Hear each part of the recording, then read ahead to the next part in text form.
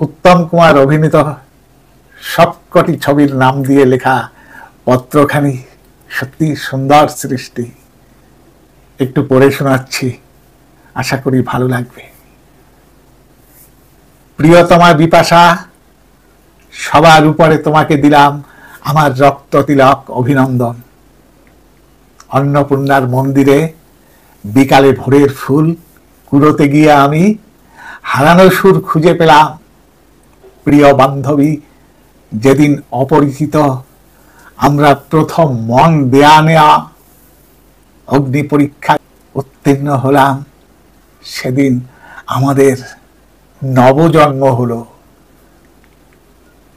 সুখ সারি আমাদের আলোর ঠিকানায় পৌঁছে দিল। আমাদের এতদিনের জীবন জিজ্ঞাসার রৌদ্র ছায়ায় মিলেমিশে একাকার হয়ে গেল। তারপর মন নিয়ে খেলতে খেলতে তুমি একদিন পরিণীতা হলে রাজনন্দিনীর মতো।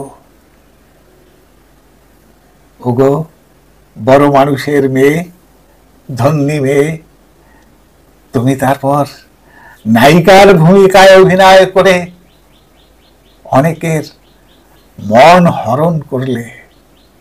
শুধু একটি বছর, তারপর চিরন্তন নিয়মের মতোই অগ্নিসাক্ষী করে তোমার বিয়ে হলো শিউলি বাড়িতে।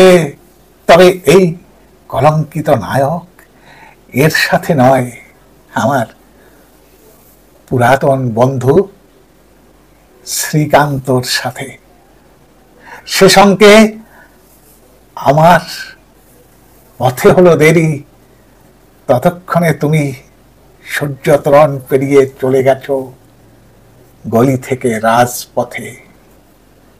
সমাধান হলো সাহেব বিবি গোলামের বাঘবন্দি খেলা। তোমার বিরহে ওগো বধূ সুন্দরী, আমি দেবদাসের মতো সুরাপান করে অমানুষ হয়ে গেছি। শেষ হলো আমার তাসের ঘরে রাজা সাজার খেলা। মাঝে মাঝে মনে হয় সাথী হারা আমি সন্ন্যাসী রাজা। সন্ন্যাসী রাজা হয়ে সদানন্দের মেলা চলে যাই। কাল তুমি আলেয়া হয়ে এসেছিলে, ছোটেছি মুলাকাত করতে আমার এখানে পিঞ্জরে।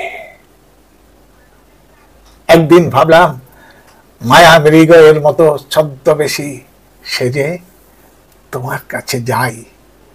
তোমাদের চৌরঙ্গীর আনন্দ আশ্রমে এক গোছা রাতের রজনীগন্ধা নিয়ে তোমার সেই চোখ দেখতে। কিন্তু তুমি এখন বিচারক শ্রীকান্তর স্ত্রী, তাই বড়দিদি আমার নিষেধ করলো তোমার শঙ্খবেলার উত্তরায়ণে আমার বিলম্বিত লয় মানবে না। তাই হাত বাড়ালেই বন্ধু অনেক পাওয়া যায়, কিন্তু ওরা থাকে উধারে। বন্ধু অগ্নিশ্বরের সাথে জীবন মৃত্যু উপেক্ষা করে অ্যান্টনি ফিরিঙ্গির মতো মরুতীর্থ হিংলাজ যাবার ইচ্ছা আছে। এই ছিন্নপত্রে আমি বন পলাশীর পদাবলী লিখছি না, শুধু তোমার আমার দুই পৃথিবীর ব্যবধানটুকু জানালাম। অভয়ের বিয়েতে সভ্যসাচী বসু পরিবার এর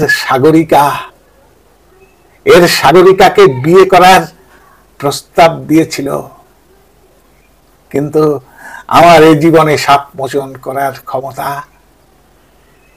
সাগরিকার মতো কোনো ব্রতচারিণী রাজকুমারীর নেই। সেদিন চিড়িয়াখানায় গিয়ে মৌচাকে লাল পাথর ছুড়ে দিয়ে ফেরার পথে সপ্তপদীপ দেখে ফিরলাম।